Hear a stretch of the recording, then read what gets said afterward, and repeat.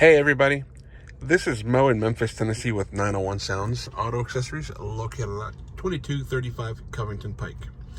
Today we finished working on an Audi Quattro 2014. We integrated a CarPlay slash Android Auto slash wireless connection to the factory stereo. And the way the system works, it's pretty awesome. You do have to have a multimedia button in here, and the vehicle has to have some type of 30-pin iPod connection capability, because that's what activates the audio source to kind of work through the factory system. If your vehicle doesn't have it, don't worry, we can find a way to integrate one for you so the sound quality can come in crispy clear.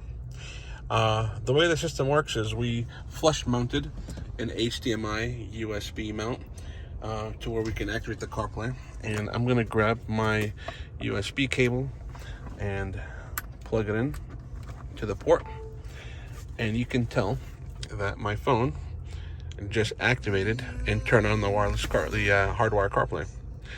The way the system works is pretty cool. I can use the volume up and volume down to kind of toggle through different settings, or I can just talk to Siri and request her to take me to different places or play some music, and it's pretty cool. So I'll give you an example. Hey Siri,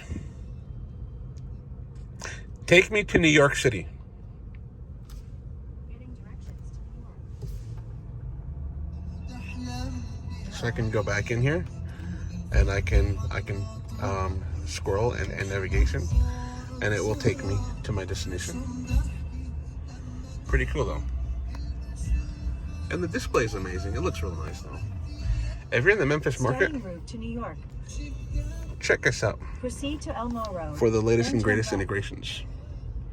But if you have any suggestions or any requests, just feel free to inbox me, and I'll do my best to get back to you as soon as I can though.